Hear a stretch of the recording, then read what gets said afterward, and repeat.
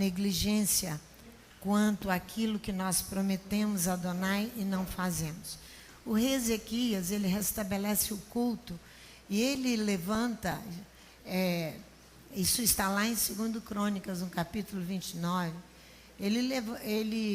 alguns levitas se põem à disposição para consagrarem a casa de Adonai e purificarem a casa de Adonai. Eles vão cumprir com a palavra, o qual eles, junto com Ezequias, eles prometeram ao Eterno. Porque quando eu prometo uma coisa e eu não cumpro, nós vamos tratar desse assunto hoje, o pecado intencional e o pecado não intencional. A negligência é um pecado não intencional, pode ser. É a falta de cuidado, é a displicência, é a desatenção, é a falta não intencional daquele que se omitiu num cumprimento de um ato que lhe pertencia fazer. Se você for lá e ler em 2 Crônicas, capítulo 29, você vai lá, não sejais negligentes, no versículo 11, porque o Eterno vos chamou para ministrar diante dele. Quando você deixa algo que você promete que você vai fazer diante de Adonai, é um pecado. Pode ser não intencional, mas é pecado. Se você não sabe disso, você fique sabendo que é pecado. Jeremias, no capítulo 48, ele diz assim: maldito o homem ou a mulher que fazem a obra de Adonai negligentemente. Provérbios diz que ele é irmão do destruidor. Provérbios diz que ele é irmão do destruidor. Essa é a falta que você faz por displicência, por desatenção.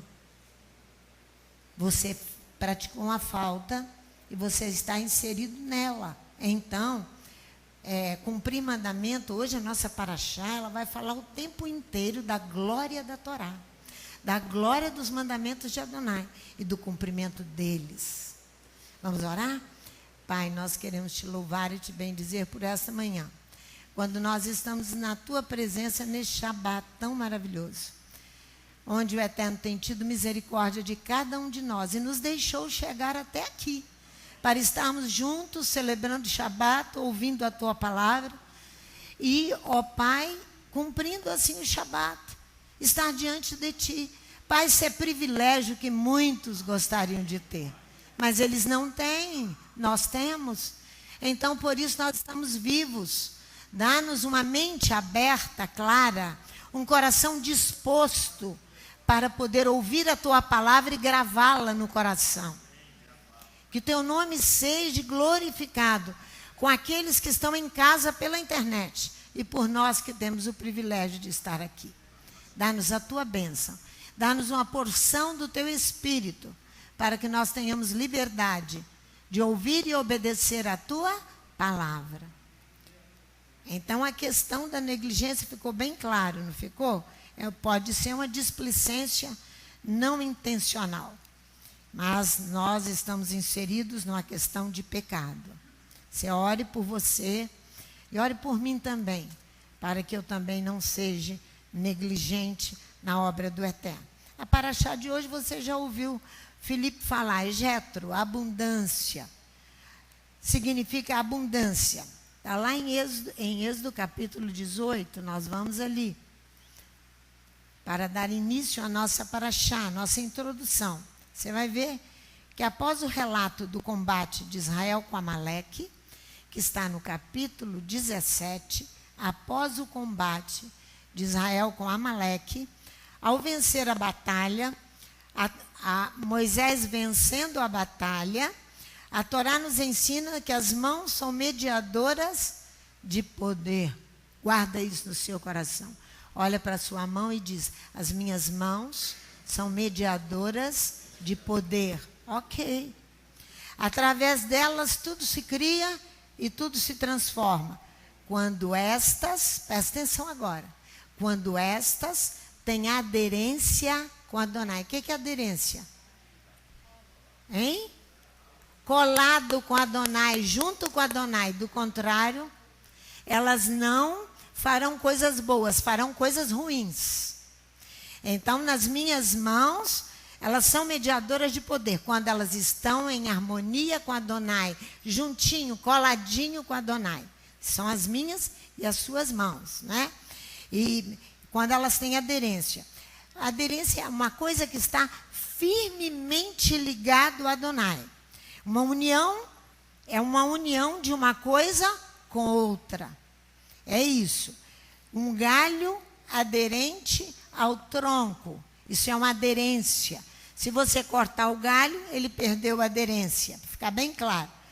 Na botânica, disse de um ovário ligado lateralmente ao receptáculo floral em forma de uma taça. Essa é a flor da macieira, recebendo o tempo inteiro de Adonai. Vai aqui, volta, antes de entrarmos em Êxodo 18. Vamos então na batalha de Refidim. No capítulo Êxodo 17, no capítulo 17 de Êxodo, versículo 11 e 12. Quando Moisés levantava as mãos, nós estamos falando de mãos, porque nós vamos falar da mão de Faraó também. Prestem atenção no que nós estamos falando. Nós vamos falar da mão de Faraó logo em frente. Quando as mãos de Moisés levantavam, Israel prevalecia. Mas quando ele baixava as mãos, Amaleque prevalecia. Isso dá essa tradução aqui dá uma conotação de algo místico. Eu levanto a mão, eu abençoo. Eu abaixo a mão, perde a guerra. Não dá uma conotação de algo assim místico, mas não é esse o significado, não. E assim, quando Moisés levanta a mão, Israel ganha. Mas quando repousa a mão, Amaleque ganha. Ora, veja o versículo 12. Quando as mãos de Moisés ficaram cansadas, tomaram uma pedra e puseram debaixo dele, e ele se sentou nela. Arão, não foi a pedra que sustentou a mão, não, foi Arão e Hur. Ele vai se assentar para sustentar as mãos. Por quê?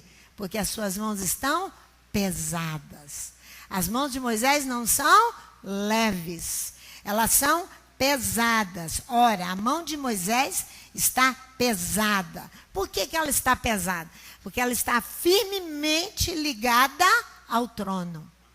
Ela está firme aqui ligada ao trono. Uma coisa leve é uma coisa sem a presença de Adonai. E Cabod, a glória se foi. Quando há peso, a mão dele está pesada. Por isso que Hur e Josué tiveram que segurar as mãos. Puseram uma pedra, ele assentou sobre ela e segurou as mãos. Eles pegam a pedra, colocam debaixo dele, eles se assentam. Arão e Hur sustentam suas mãos, um de um lado, o outro do outro. Suas mãos são aderência até o declínio do sol. As mãos estão ligadas ao trono de Adonai. Então Israel vai ganhar a guerra até o pôr do sol. Porque estão pesadas as mãos. Porque elas têm aderência com o trono de Adonai. É isso que ele está falando. As tradições vêm nesse gesto das mãos levantadas. Por isso que ele nunca deixou a gente botar. Onde está o Anderson? Nunca deixou colocar a mão no cartaz da associação. Nunca deixou. Então, são levantadas numa atitude de oração. Enquanto outros supõem, tira as coisas que ele tem lugar aí. Enquanto outros acham que essas mãos levantadas fala de magia. A Torá não trata destas coisas. A Torá trata de coisa firme, sólida, séria, soberana, grande e poderosa, que é Elohim. Foi ele que deu a Torá. A Torá diz, as mãos de Moisés estão pesadas, porque estão firmemente ligadas, elas têm aderência a Adonai. Por isso que elas são pesadas. E Yeshua faz Amaleque e seu povo ceder. Olha o versículo seguinte, 13. Assim Josué e Yehoshua venceu o exército amalequita ao fio da espada. Então essa batalha vai ser vencida como? Com mãos pesadas e com a palavra na boca. Ao fio da espada, que está na nossa tradução. Não, a boca de espada. A espada é a palavra e ela tem que estar na boca. Ela tem que estar na boca. Adonai diz a Moisés, escreve isso como memorial na ata e colocas nos ouvidos de Yehoshua. Sim, eu apagarei Amaleque, a lembrança de Amaleque sobre os céus. Amaleque é todo aquele que é inimigo de Israel. Todo aquele que é inimigo do Eterno, ele não guarda Shabat. Ele não guarda Shabat. Ele não obedece mandamento. É inimigo de Adonai, é Amaleque. Ele tem a maior dificuldade. Ele tem sono, ele tem preguiça, ele tem tudo. Tudo aí de atrapalhado tem, porque não quer guardar os mandamentos. Não quer. Então, Moisés vai construir um altar e vai ali clamar o nome de Adonai. Adonai inicia, minha bandeira. Adonai vence a guerra contra Amaleque. E nós precisamos vencê-la também. E às vezes Amaleque somos nós mesmos que não queremos obedecer. Olha, a lição está fácil, mas ela está fácil. Ela está muito fácil. Êxodo capítulo 17, 16, ele diz, sim, a mão no trono de Adonai. Guerra de Adonai contra Amaleque, de ciclo em ciclo. E disse ele, pois mãos foram levantadas ao trono de Adonai. Por isso que eu estou falando que as mãos são pesadas, porque elas estão agarradas no trono de Adonai. Elas não estão em outro lugar. Elas estão no trono de Adonai. Por isso que a guerra é vencida de ciclo em ciclo. Então você já sabe que para você vencer essa guerra, você tem que estar com as suas mãos pesadas, porque elas estão ligadas ao trono de Adonai. Essa é a nossa introdução. Irmãos, essa é a introdução. Vamos começar para achar. Irmãos, os exércitos eles têm insígnias com imagens, porque eu quero te falar que ele levanta uma bandeira aqui, antes de encerrar ainda. Ele levanta uma bandeira. Todo exército ele tem insígnia. Nessas insígnias, ali é um estandarte, são estampados os deuses deles, ou a instituição a qual eles servem. Isso aí.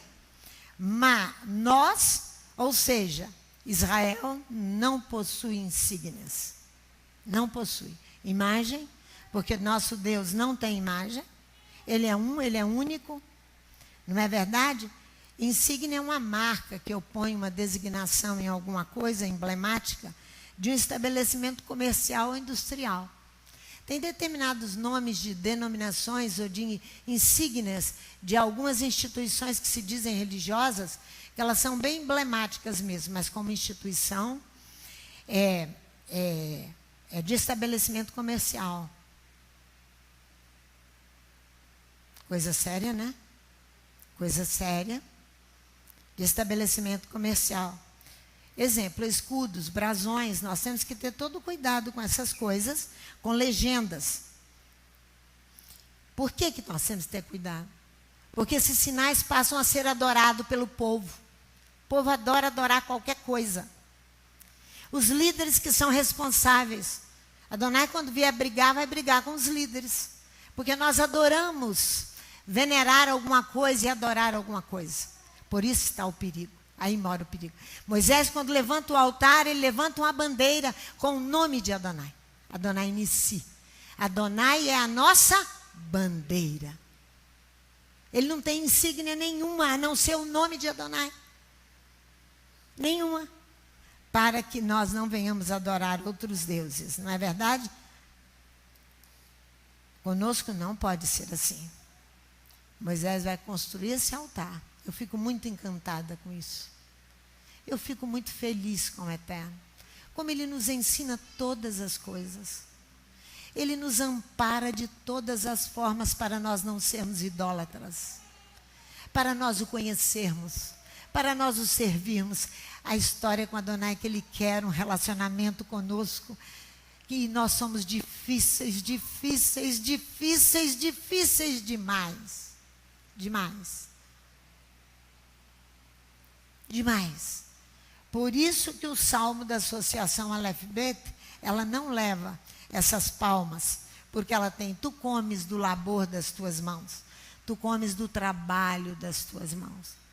Mas são mãos levantadas, pesadas, ligadas com aderência ao trono de Adonai. Por isso que você não pode ser negligente. Por isso que você não pode se envolver com esse trabalho de negligência.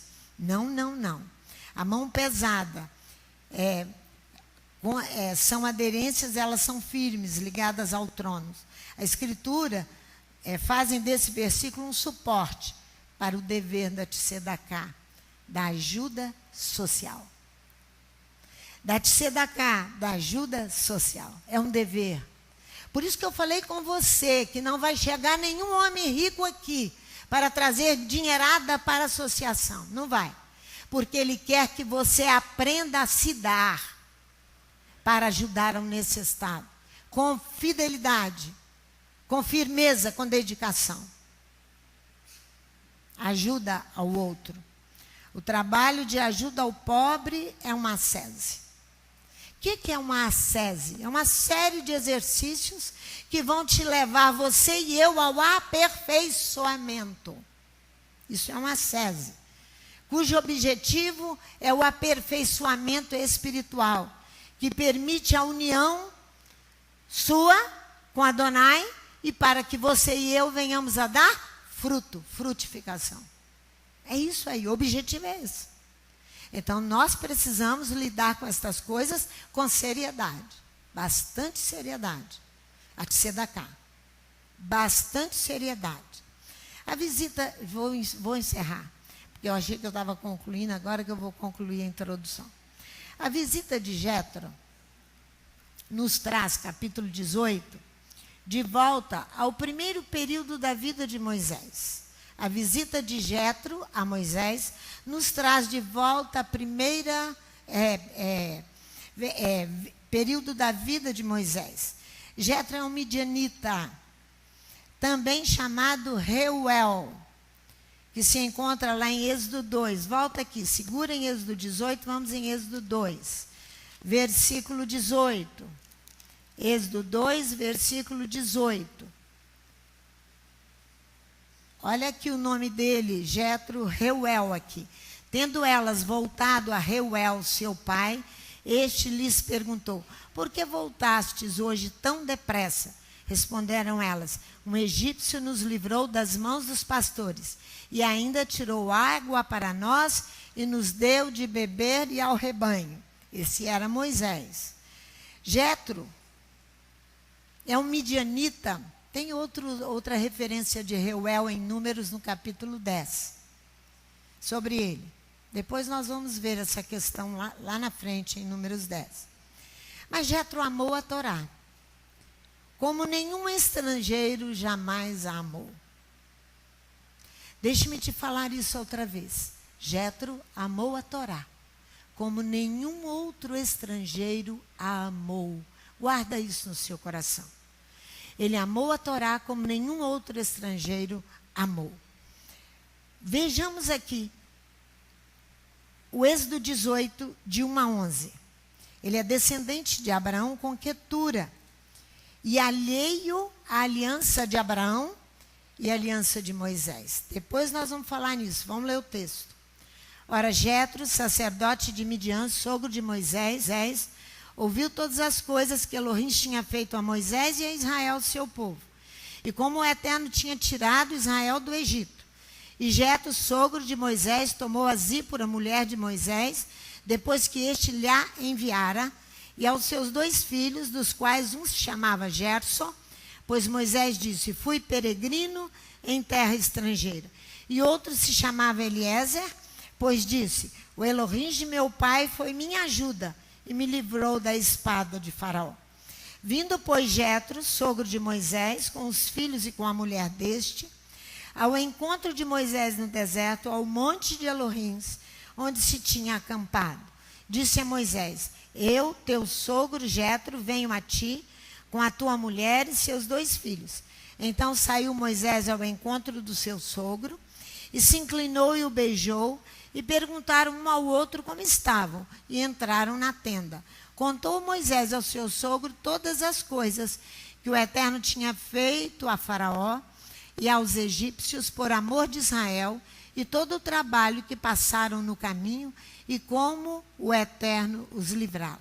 Alegrou-se Jetro de todo o bem que o Eterno tinha feito a Israel, livrando-o das mãos dos egípcios. Até aí. Depois vamos ver quando Jetro vai bendizer a Adonai. Olha bem uma coisa comigo. Eu disse duas coisas a vocês. Jetro foi alheio à aliança com Abraão e foi alheio à aliança com Moisés. Qual foi a aliança que Adonai estabeleceu com Abraão? Gênesis capítulo 17, a circuncisão. Vai lá para você guardar isso, que você não pode ser amigo desta casa apenas, ou amigo da pastora Sandra apenas. Você tem que penetrar na aliança de Adonai com Abraão. Senão você está fora, meu amor. Sou obrigada a te falar isso. Gênesis capítulo 17. Porque eu vou dizer aqui, pastora Sandra, agora eu tenho que ir lá circuncidar o meu órgão viril. Vamos ver o que Jeremias fala sobre isso depois. Olha aqui, ó. Disse mais, versículo 7. Estabelecerei a minha aliança entre mim e ti e a tua descendência depois de ti em suas gerações, como aliança perpétua, para ser o teu Elohim e da tua descendência depois de ti. Darei a ti a tua descendência depois de ti a terra das tuas peregrinações. Toda a terra de Canaã, em perpétua possessão, serei o seu Elohim. Disse mais Elohim a Abraão: quanto a ti, guardarás a minha aliança. Tu e a tua descendência depois de ti nas suas gerações. Esta é a minha aliança que guardareis entre mim e vós, e a tua descendência depois de ti. Todo macho entre vós será circuncidado. Circuncidareis a carne do vosso prepúcio. Será isso por sinal da aliança entre mim e vós. Vamos lá ver o que Jeremias fala sobre isso. Por favor. Jeremias capítulo 31. Como todos são capazes de entrar nesta aliança. Todos. E Jeremias, acho que no capítulo 2 ou 4, não sei, ele fala também desta circuncisão.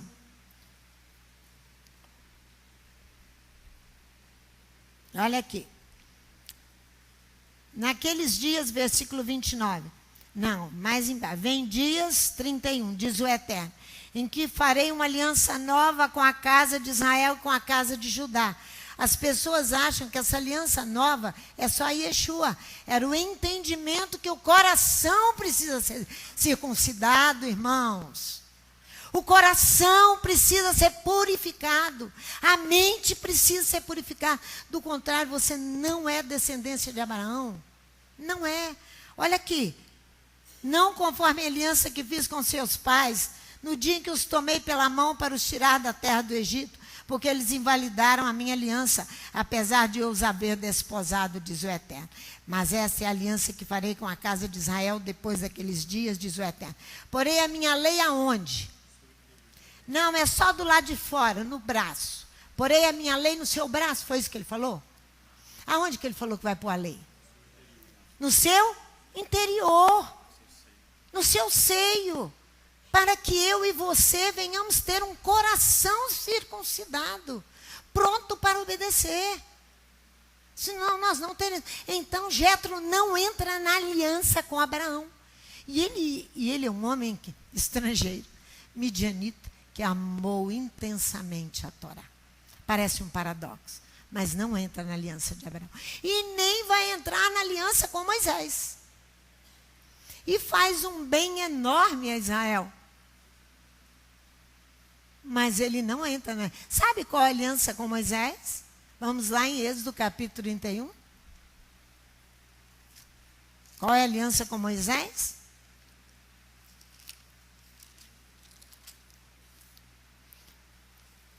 Versículo 12. Eu queria, Léo, que você me ajudasse. Lesse para mim, que eu estou ficando rouca e vou tomar um pouquinho de água. Êxodo capítulo 31, versículo 12. Não é isso? 31, 12? É Shabat, irmãos. O sinal, a aliança é sinal. É o Shabat. Jetro, não... Eu vou voltar com você em Números 10 para você ver como é que ele fala com Moisés. Êxodo 31, verso 12. Disse mais o Eterno a Moisés: diz aos filhos de Israel: certamente guardareis os meus sábados. Isto é um sinal entre mim e vós nas vossas gerações. O que ele disse que seria um sinal com Abraão? A circuncisão do coração. Amém. Que os pais invalidaram.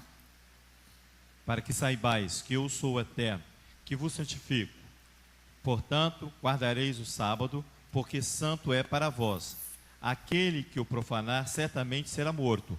Qualquer que nele fizer algum trabalho será exterminado no meio do seu povo.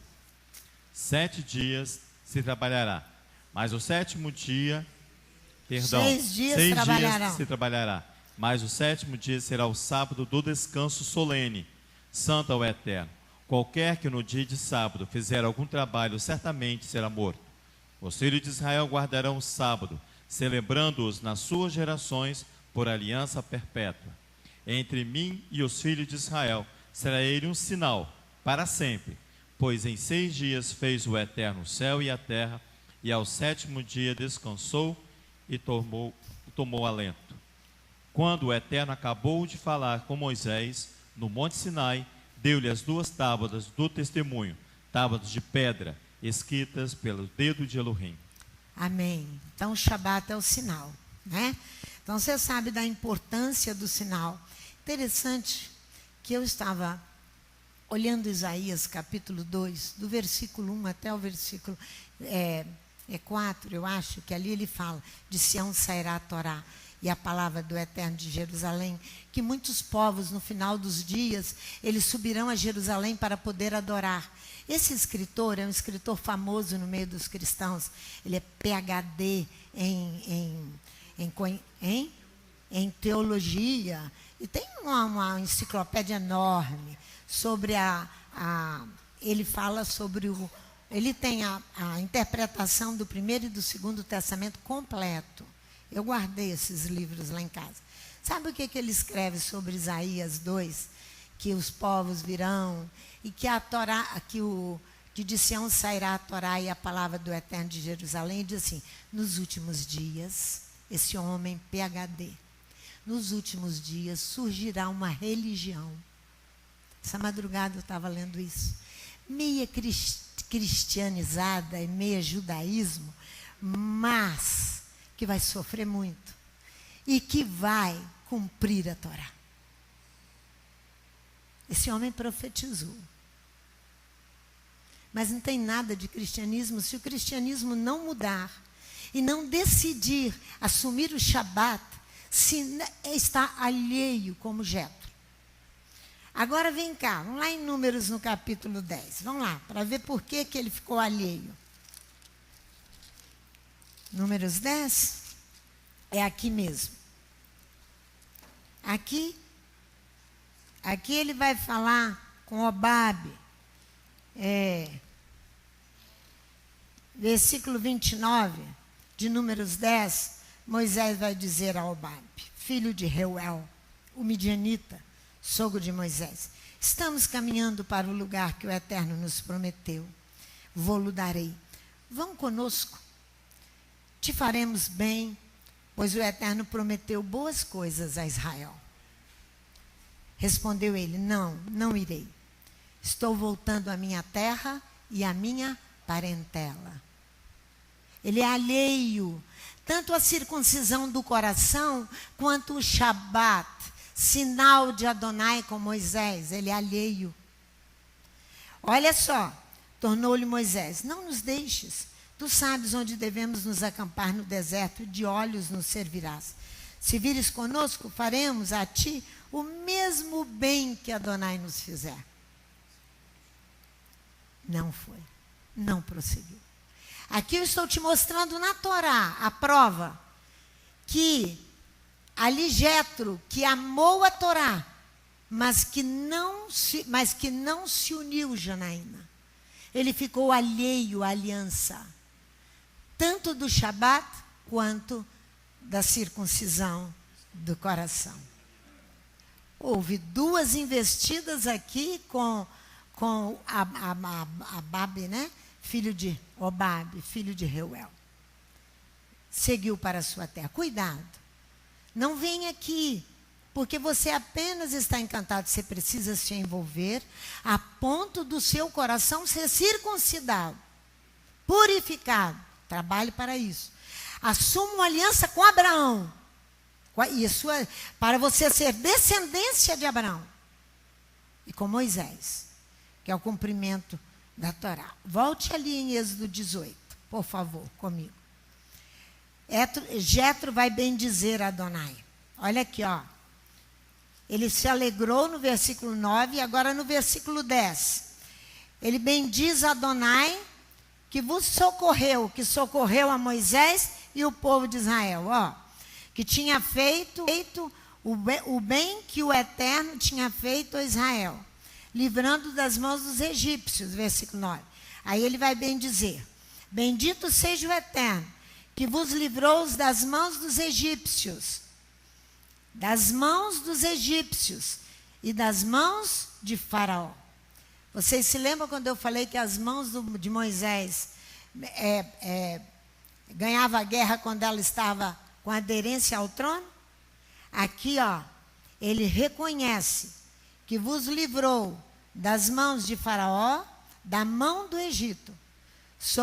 A Torá, em outra tradução, diz assim, ó, vou ler para você. Bendito é Adonai, que vos socorreu contra a mão do Egito e contra a mão de Faraó.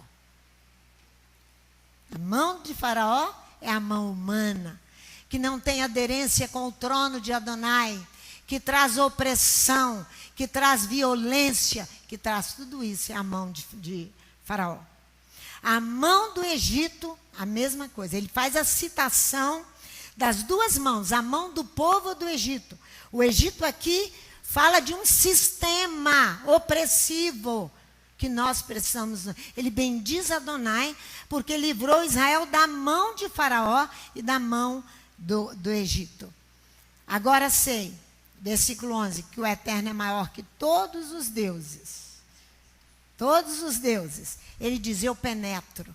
Ele tem, interessante, ele tem uma pequena agudeza de espírito. Ele não tem toda uma abrangência de agudeza do espírito. Porque em outra tradução diz, João, eu penetro. Aqui, ó, em outra tradução, versículo 11, agora sei, ele diz.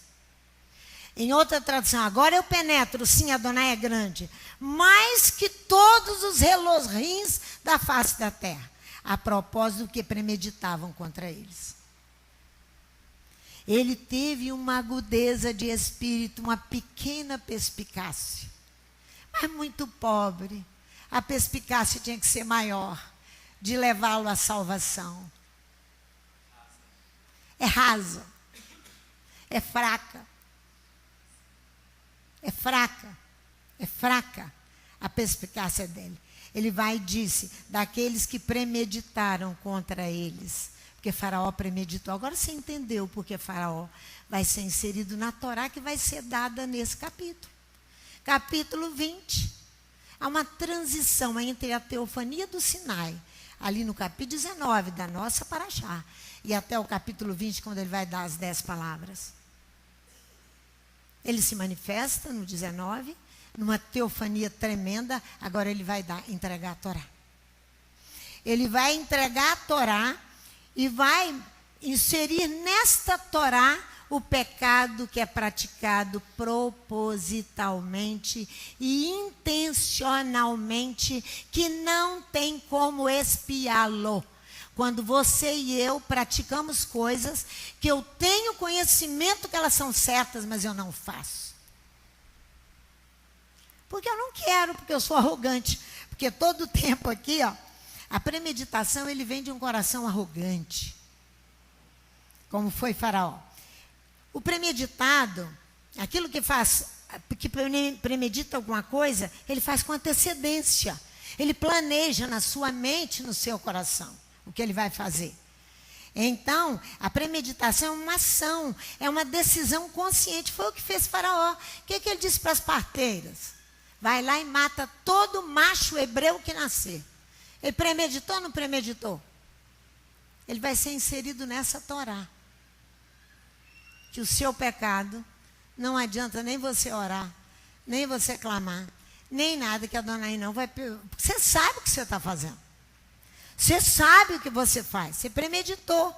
Ele precede a execução do ato. A premeditação é uma circunstância agravante no crime de morte. Na lei humana, o indivíduo premedita, ele vai ganhar mais não sei quantos anos de cadeia. Na lei divina, não tem perdão. Não tem como expiar a culpa. É muito mais grave. É muito mais grave. Ele tem que ficar no presídio lá pensando todo aquele tempo. Igual você põe criança quando põe de castigo. Fica olhando para a parede. Aí, até você pensar alguma coisa. Com a Adonai não funciona desse jeito. Porque você teve a oportunidade de conhecer o que é reto e não quer fazer.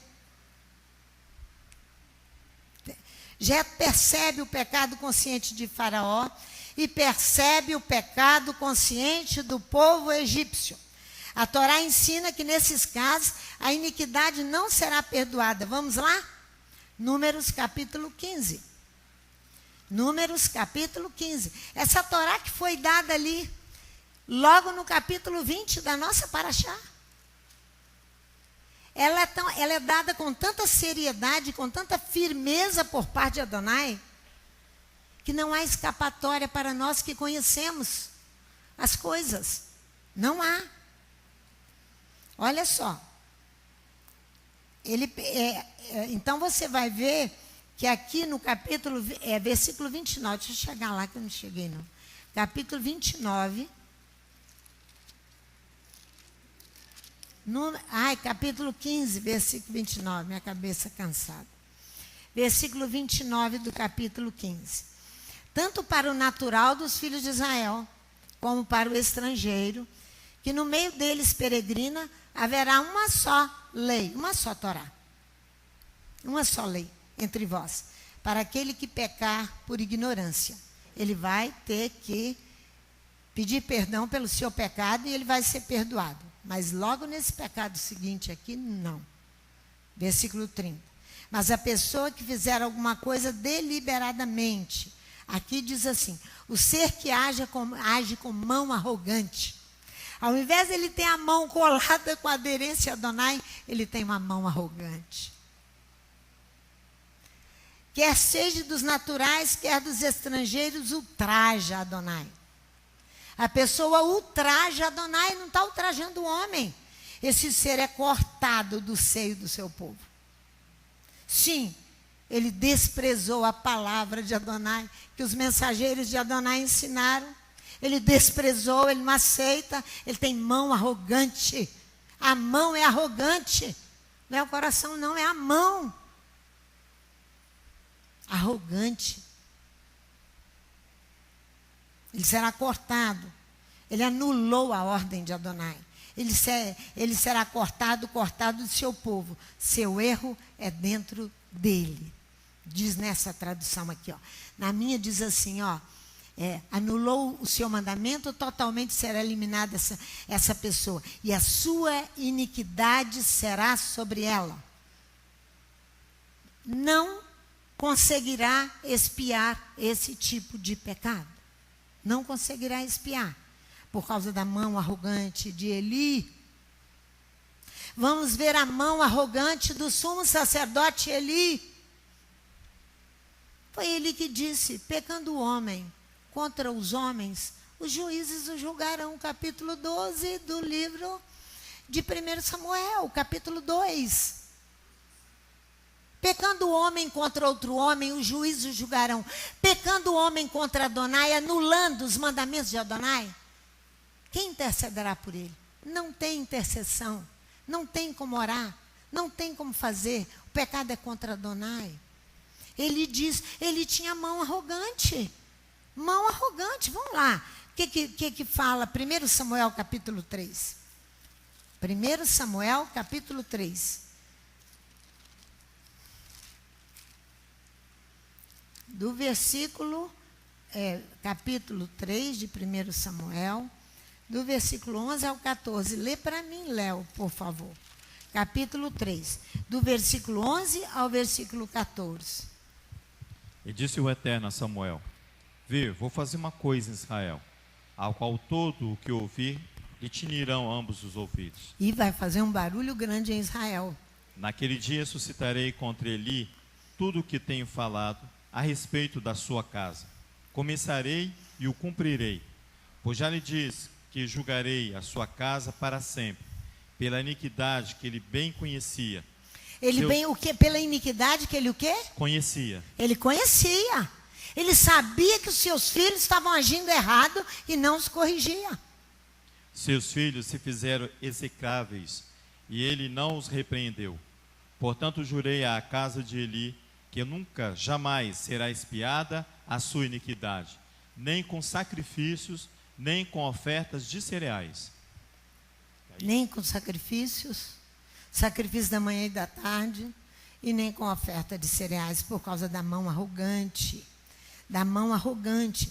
Eu vou te mostrar a mão arrogante do povo de Jerusalém. Quem? Você quer continuar? Pode continuar. Não estava no meu coração não, mas continua. Samuel ficou deitado até pela manhã, e então abriu as portas da casa do Eterno. Ele temia relatar a visão a Eli, mas Eli o chamou e disse: Samuel, meu filho. Respondeu Samuel: Aqui estou. Ele perguntou: Que te falou o Eterno? Não os escondas de mim, assim Elohim te faça, e outro tanto se me esconderes alguma coisa de tudo que te falou.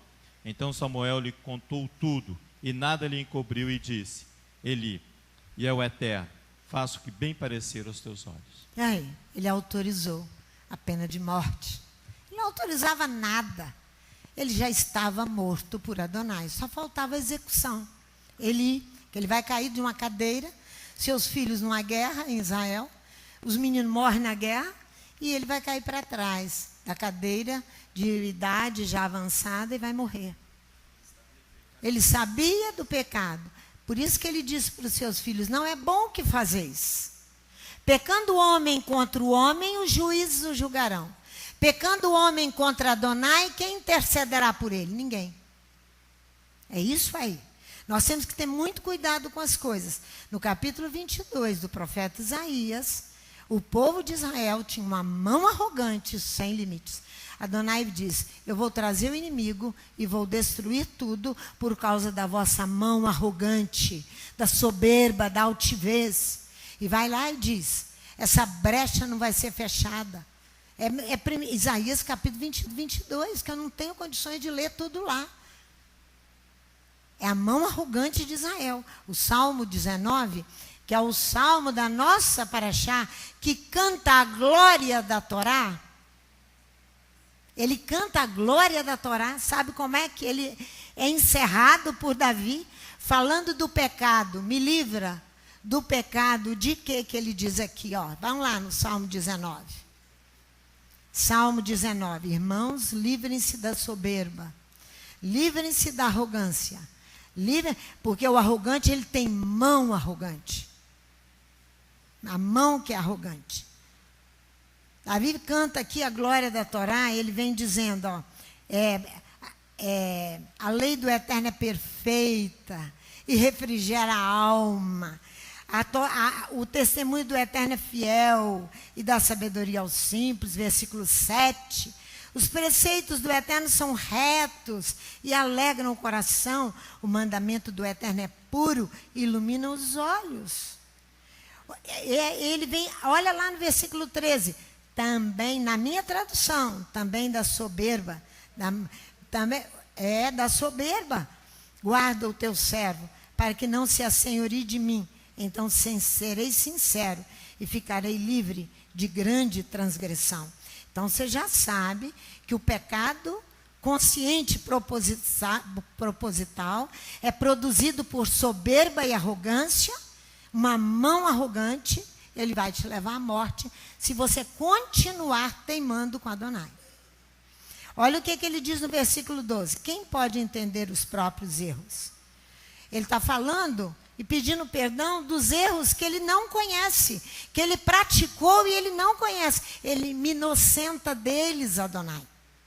Porque ali tem condições de inocentar, mas contra a soberba é uma grande transgressão, é uma grande iniquidade.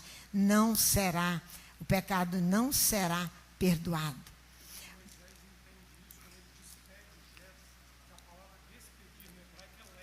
Então fala no microfone, por favor, Léo.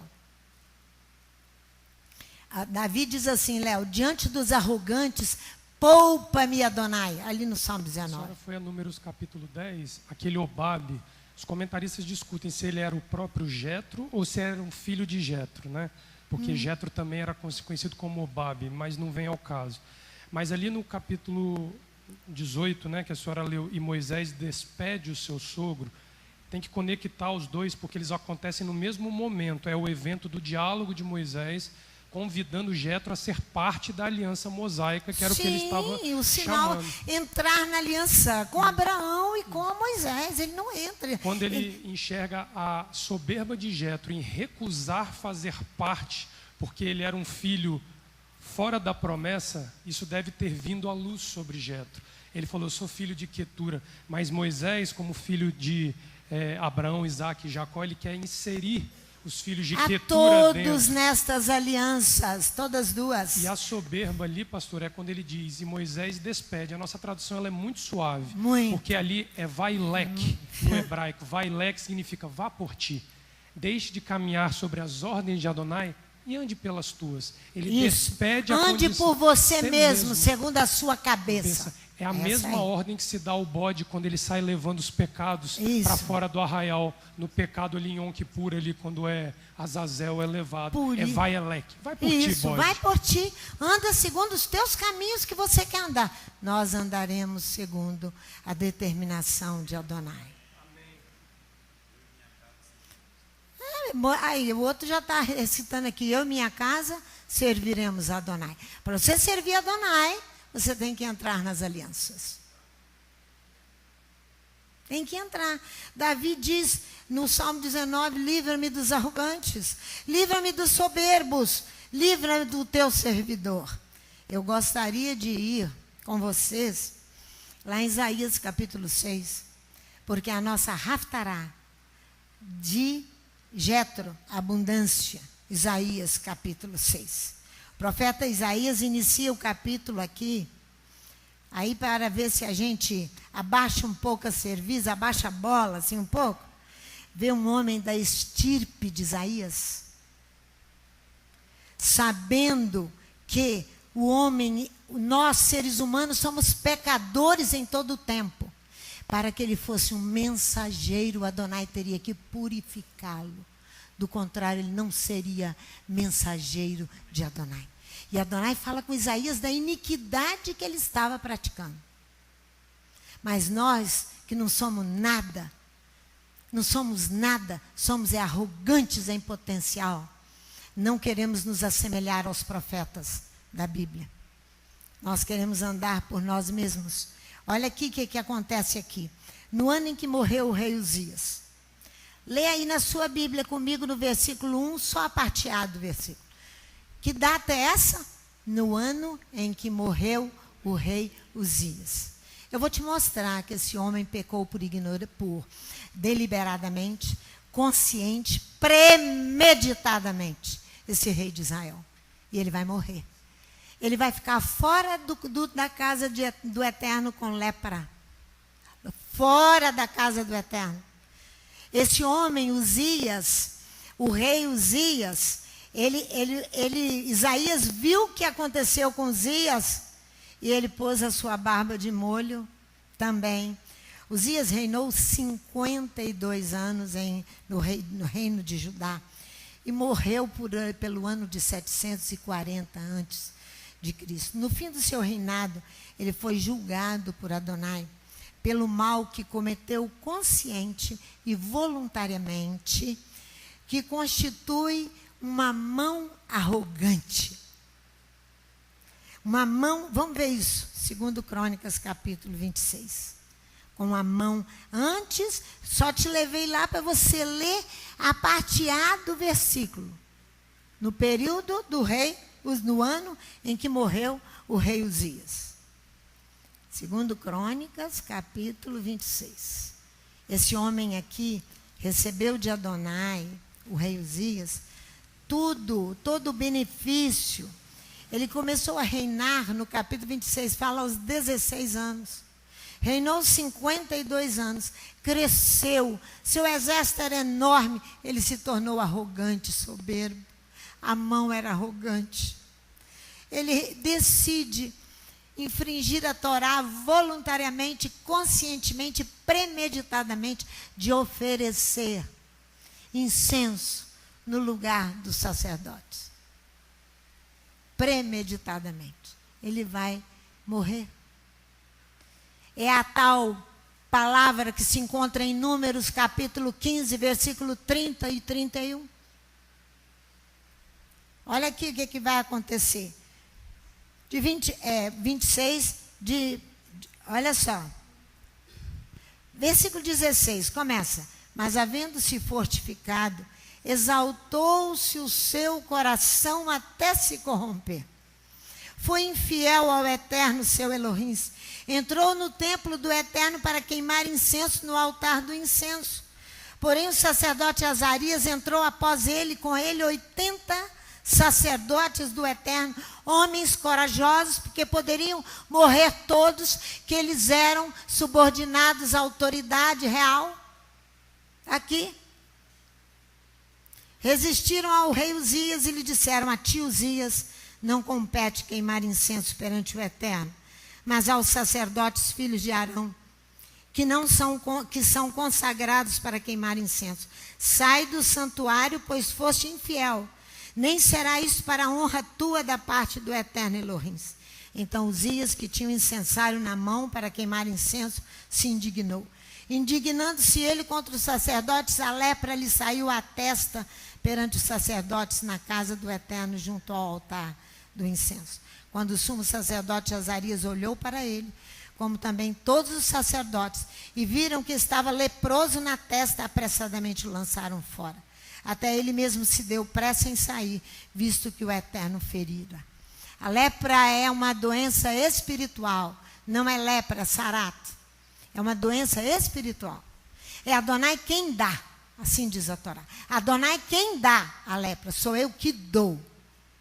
Por causa da arrogância e da soberba. Sou eu quem dou, diz ele. Então, vamos voltar comigo. A iniquidade dele não foi expiada, né? Mas agora você vai ver a iniquidade de Isaías. Volta lá. Isaías capítulo 6. Foi no período de Isaías, e ele estava ali pianinho diante de Adonai. Isaías também, ele vê a glória de Adonai. E do versículo 1 ao versículo 6, aqui, ao versículo 6, ao versículo 4, ele viu a santidade e a grandeza de Adonai manifestada para ele em teofania, uma manifestação divina para Isaías. Ele ficou apertadinho, olha aqui, versículo 5, então disse eu, ai de mim que vou perecendo, porque eu sou um homem de lábios impuros, e habito no meio de um povo de impuros lábios, e os meus olhos viram o rei. Eu vi a santidade, porque os anjos, aquele de santo, santo, santo, no versículo 3, e eles clamavam, os serafins que estavam acima dele clamavam, santo, santo é o Eterno dos exércitos, não tem lugar para impureza, não tem lugar para impureza junto a Adonai, não tem lugar. Se você peca por ignorância, ele vai te perdoar. Mas se você faz consciente, premeditadamente, sabe que não vai ter. Não vai ter. Olha só. Eterno mostra a sua santidade para o profeta.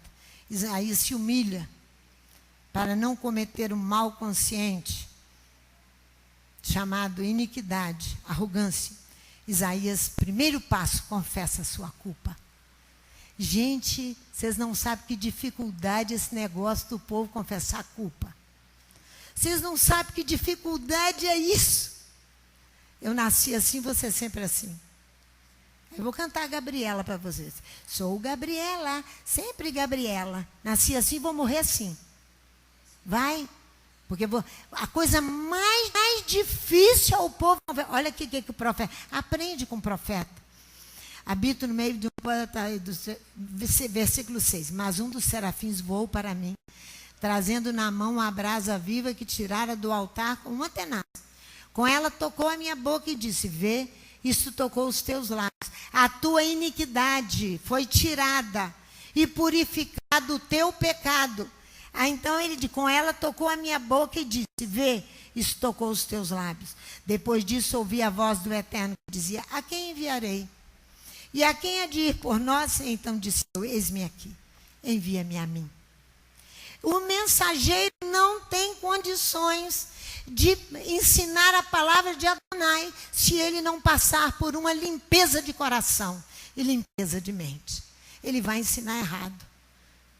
Ele não vai ser inserido num contexto que ele é pecador, desse jeito aqui, ó, que Isaías se inseriu.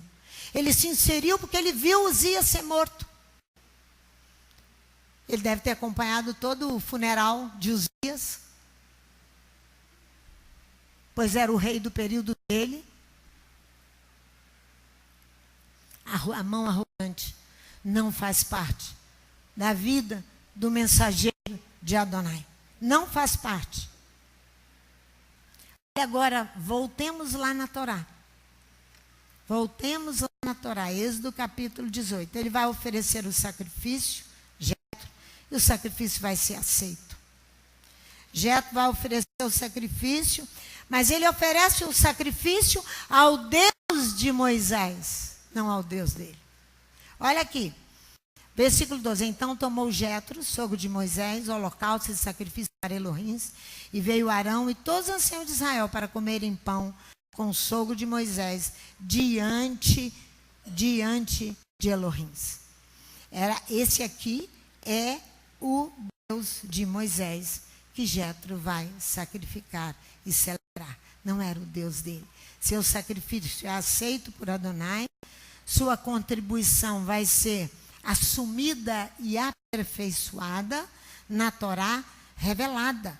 Você pode ver aqui ó, o conselho que ele vai dar a Moisés, a partir do versículo 13. No dia seguinte, assentou-se Moisés para julgar o povo. O povo estava em pé diante de Moisés, desde a manhã até a tarde. Vendo o sogro de Moisés tudo o que ele fazia ao povo, disse: que é isso que fazes ao povo? Por que te assentas só? E todo o povo está em pé diante de ti, desde a manhã até a tarde. Respondeu Moisés a seu sogro: é porque o povo vem a mim para consultar ao Eterno. Eu gostaria de ler nessa tradução. Sim, o povo vem a mim para consultar ao Eterno. Ele diz no versículo 14: porque sendo sozinho todo o povo postado contra ti de manhã à noite. O povo está postado contra Moisés, diz a Torá. Contra Moisés. Eu vou te mostrar que Moisés vai botar esse conselho aqui em prática, mas num sofrimento atroz.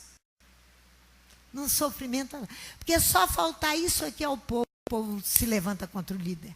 Mas é assim, ó, é pá! Ou é com a boca, ou é com a mão, ou é com... porque a mão é arrogante. Ainda não aprendeu a humildade, né? Então ele continua. Porque eles, a palavra que fazes, lá no versículo 17, ele diz: não é bom o que fazes, não é conveniente o que fazes, não é adequado, Moisés, o que tu estás fazendo. Não é vantajoso, Moisés, para você, e nem para o povo. Por quê? Moisés ainda estava usando irmãos, Moisés passou o mar vermelho. Moisés levantou o cajado e o mar abriu. Moisés aqui está... Irmãos, eu estou te levando a líderes de uma grandeza sobrenatural. Mas ainda tinha o conhecimento do Egito nele. Ainda tinha. Enquanto você sozinho, assistindo o povo, ele diz: não é vantajoso. O povo se põe contra ti e o povo vai colocar-se contra ele rapidamente. Então, É a centralização. Qual é o erro de Moisés aqui? Ele diz, certamente desfalecerás, versículo 18. Assim tu como este povo que está contigo. O trabalho te é pesado demais. Tu não o podes fazer.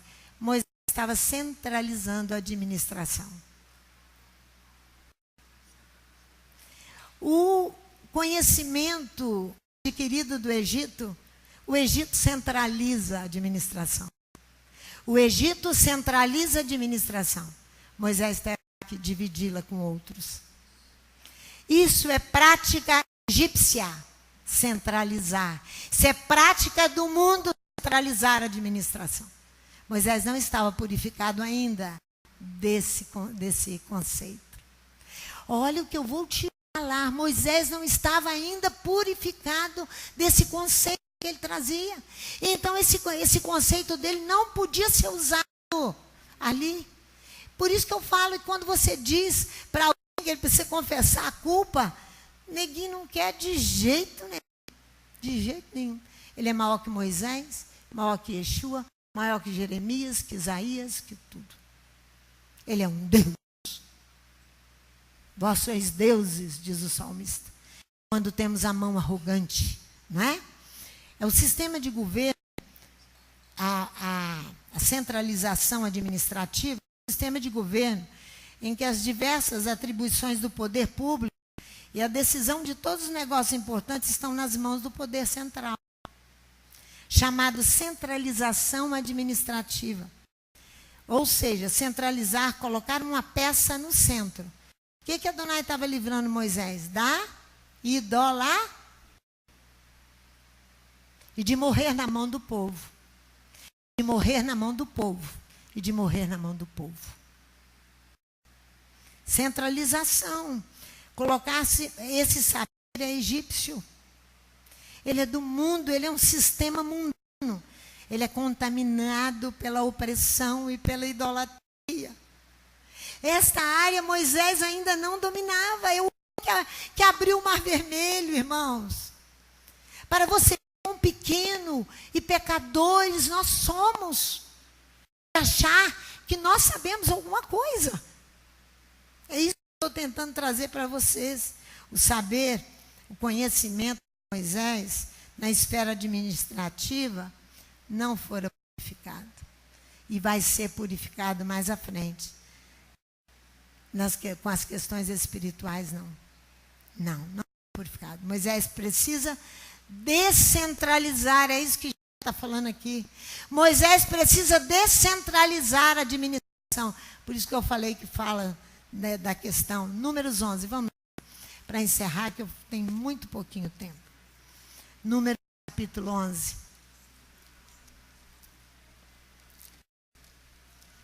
Números capítulo 11.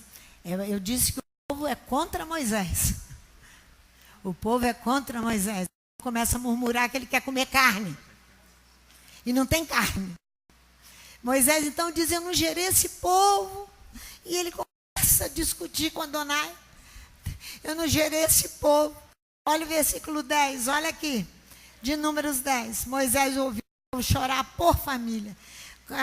Vai lá, lê para mim, meu filho. Cada qual a entrada da sua tenda. A ira do Eterno se acendeu grandemente.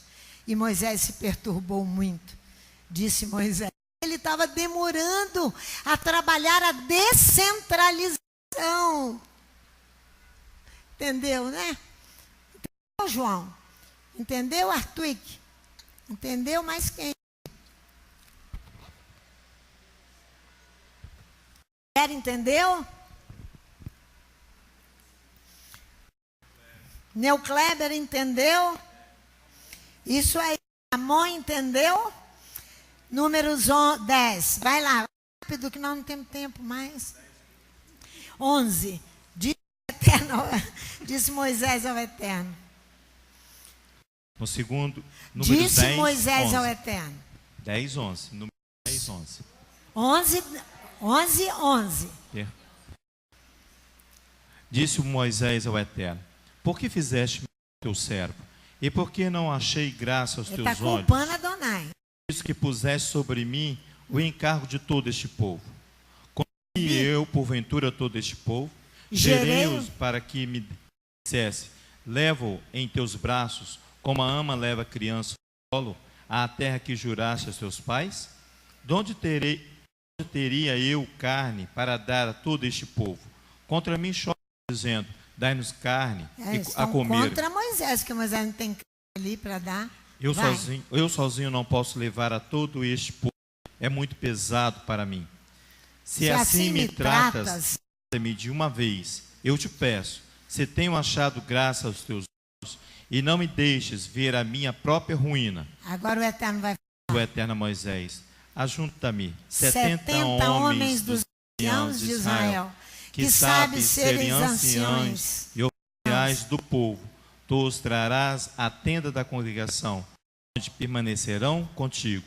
Eu descerei ali e farei contigo, e tirarei do Espírito que está sobre ti, e porei sobre eles. Eles te ajudarão a levar o fardo do povo, para que tu não o leves sozinho. Vai no 24. Moisés saiu e disse ao povo as palavras do Eterno, e ajuntou 70 homens dos anciãos do povo, e os pôs ao redor da tenda. Então o Eterno desceu numa nuvem, ele falou e tirou o Espírito que estava sobre ele, e pôs sobre aqueles 70 anciãos.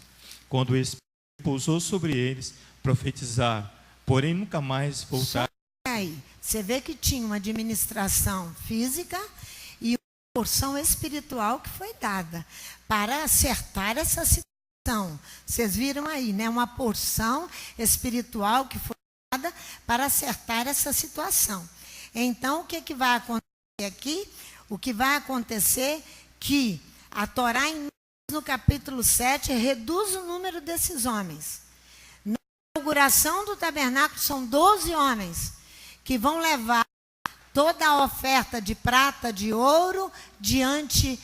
São homens escolhidos que vão levar as ofertas diante do Eterno. Eles são os nascis, chamados nascis. Quando, na posse da terra, Josué capítulo 3, só vou fazer citação, porque eu preciso errar. Josué capítulo 3, ali você vai perceber que são 12 homens escolhidos para tomar a arca e abrir o Jordão. Números 10, exatamente. Não é mais, o Jordão vai abrir, não é mais com Moisés estendendo a vara. O poder foi descentralizado, Moisés recebeu a ordem, agora são os 12, estão no meio do rio Jordão. E as águas param, Israel atravessa para a posse da terra prometida. E você conhece Mateus 10, quando Yeshua ali, Davi, para o templo, foram 12 homens escolhidos para o serviço do templo. 1 Crônicas, capítulo 27. Depois você conhece Mateus, capítulo 10. Yeshua escolhe 12 homens. Ele é tão humilde. Yeshua, Moisés, Josué, que se não sabe ensinar, que vai descentralizar o trabalho. Para que assuma uma posição daquele que Jetro falou. Vai lá. Êxodo 18. É o conselho de Jetro. No capítulo 8, no versículo 21. Olha. Êxodo 18, versículo 21.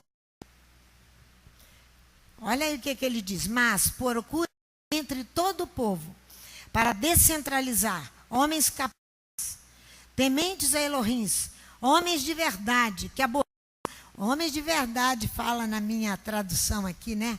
Não fala na sua, odiosos do proveito. Sabe o que é homem de verdade?